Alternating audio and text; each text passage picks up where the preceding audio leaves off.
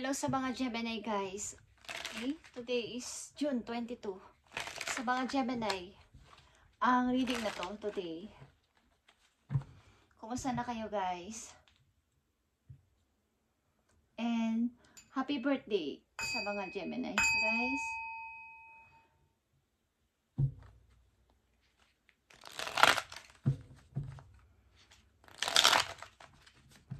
Kumusta na kayo? Ulit ako. Okay, June 22, 2025, Gemini. Kumusta na kayo guys? I need 3 messages kung kumusta na kayo. Gemini, na nandito sa reading, nabibigyan ng message today. Gemini, kayo ay napapagod. Kayo ay nahihirapan guys, okay? Kayo ay naka-stuck sa isang sitwasyon na mahirap labasan. Mahirap iksitan. Okay? Gemini, parang wala na kayong energy. Wala rin kayong control sa sarili ninyong mag-decide. At maraming problema. Ang Gemini nandito sa reading ay mahirap ang sitwasyon. Tingnan natin ang unang message for you. Okay? Speaking of mahirap ang sitwasyon, 9 of Wands is here, Gemini. Maaring may tumutulong sa iyong isang kaibigan o kakilala na Gemini, please, iwan mo na yung mga bagahe mo. Iwan mo na yung problema mo na yan. Umalis ka na dyan. Ito man ay trabaho o pamilya. Kasi hirap na hirap ka na, okay? Parang, kumbaga yung sasabihin nila, gutay-gutay na ako. Okay? Wala nang natira sa akin. But ikaw ay nanatiling silent at something, waiting sa pag-asa. Okay, ano tong hinihingi mong o hinihintay mo pag-asa na to? Ayaw mo pa rin umalis sa limitasyon mo. Kumbaga ay, gusto ko pa magtiis muna. Gemini, nakikita mo ang The Chariot.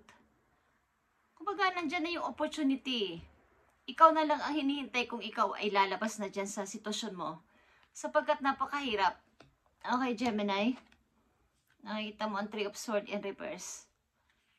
Ito ay ihilo mo na. Itong puso mo sugatan.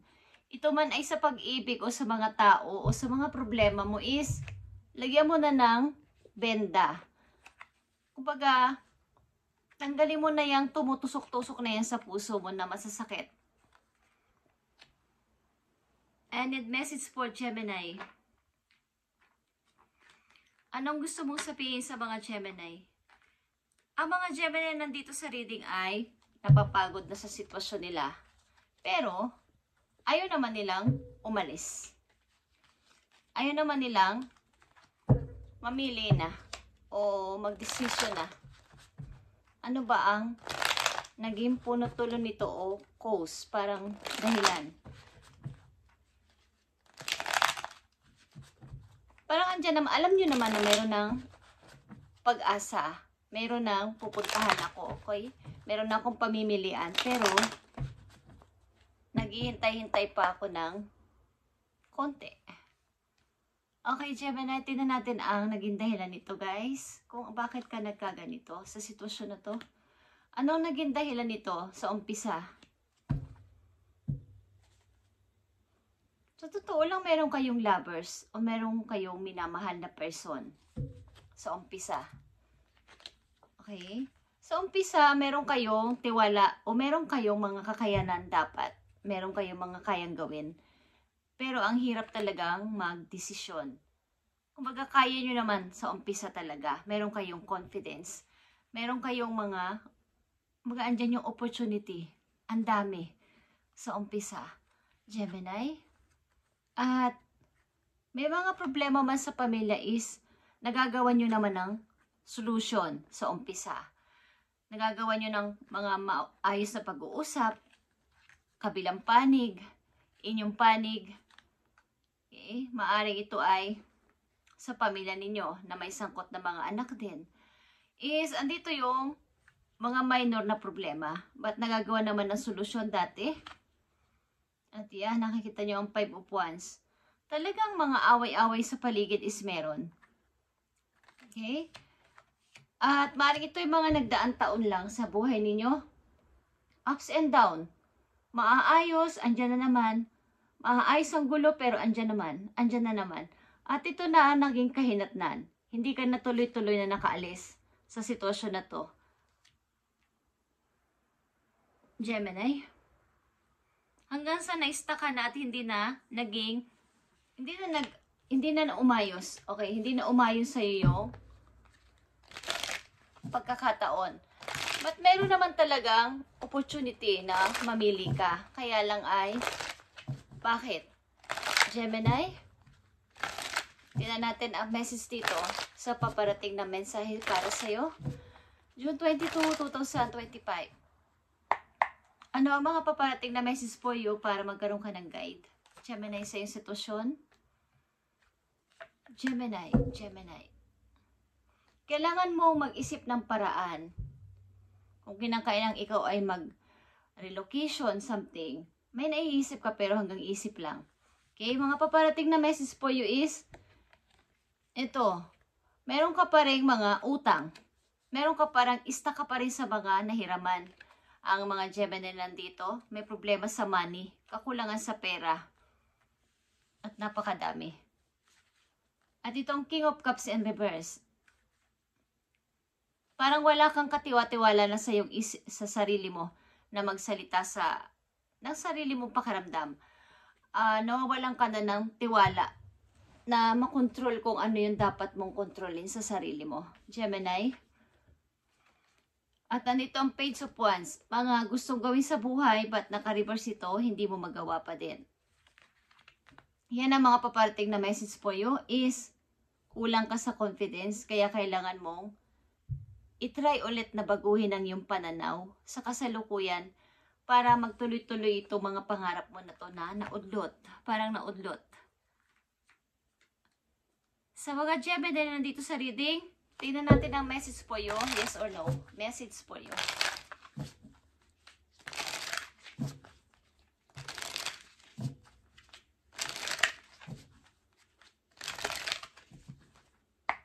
Yes or no message for Gemini?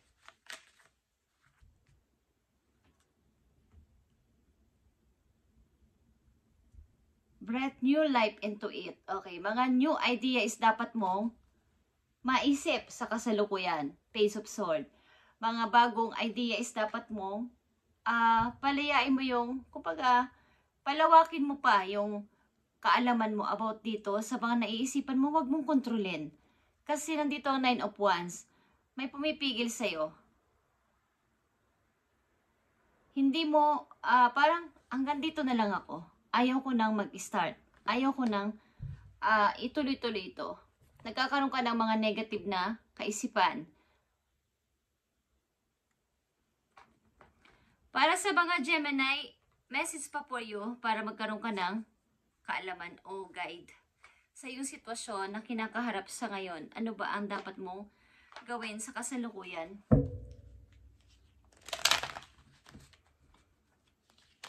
May problema kayo sa pamilya. Pinipilit mo itong maging maayos at maaaring minamanifest mo to na sana ay maging okay pa rin ang lahat kahit na magtiis ako dito ng sandali pa. Hindi ko pa kailangang mamili o hindi pa ako dapat mamili. Pero ang nagiging twist sa'yo, ang nagiging kabaligtaran sa'yo ay panghihina mo, Gemini. Payo sa mga Gemini nandito sa reading. Nandito ang trust.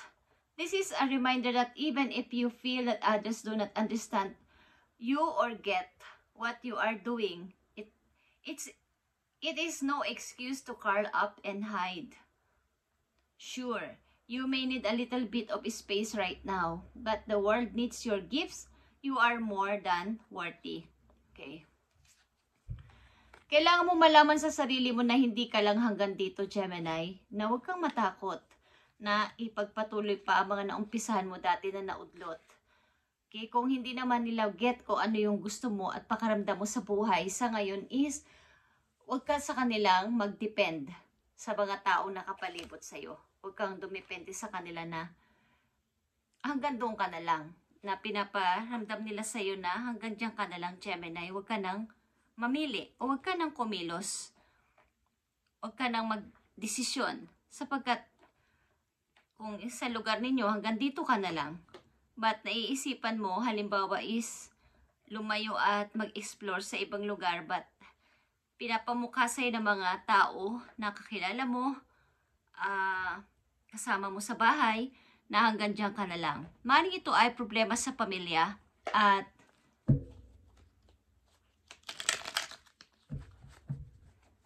nababawasan ang tiwala mo sa sarili mo na gumawa ng mga pagdidesisyonan para sa iyong sarili mismo.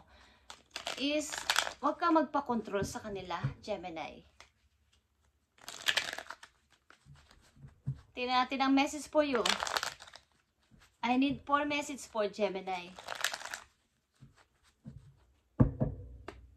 I need 4 message for Gemini. Okay. Pati sa sarili mo ay wala ka na rin kaoras-oras. Masyado kang workaholic. Busy-busy ka sa work. Halos yung ibang events, occasions, is nalilimutan mo na.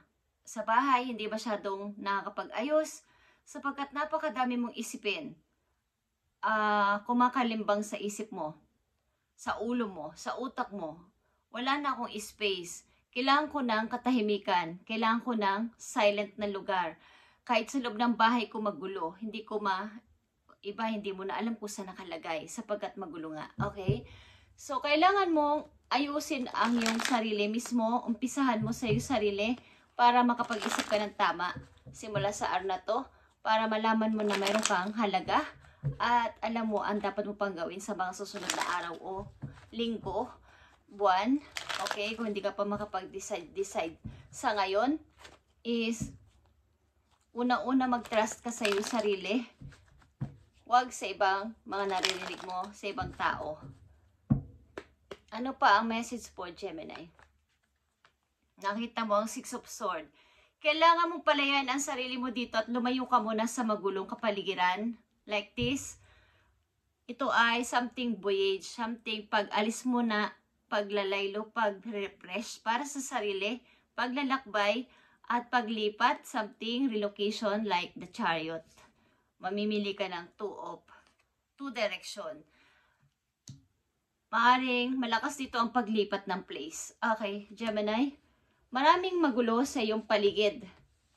Magulo, ginugulo ka. At wala kang kalayaan, wala kang katahimikan. Ang iyong isip ay gulong-gulo. Okay, Gemini, ano pa message for you? Nakita mo to. Knight of Swords. Kailangan mo magmadali. Kung may plano ka, magmadali ka na mag-decide at mag-desisyon.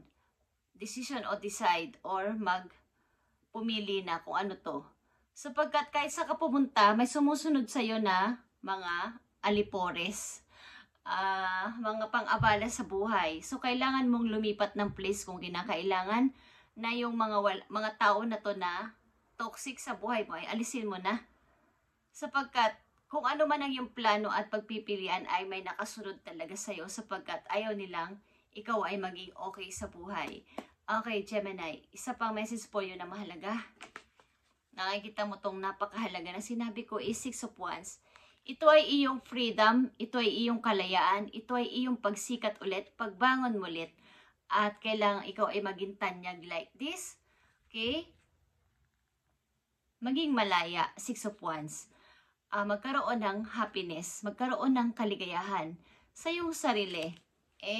Yan ang number 1 na dapat mong malaman na kailangan mong lumaya. 6 of Wands is freedom. Guys, freedom. At ang mga Gemini na nandito ay pagod na. Okay? Sa kanilang sitwasyon. But kailangan nyo itong labanan at umalis sa sitwasyon na to. Kung kinakailangan, gawin nyo ng mas maaga para ikaw ay hindi na masayang ang panahon mo dito at energy sa pag-stuck dito. At Malaman mo na may halaga ka sa mundong ito, okay? Tingnan natin ang iyong career at finances.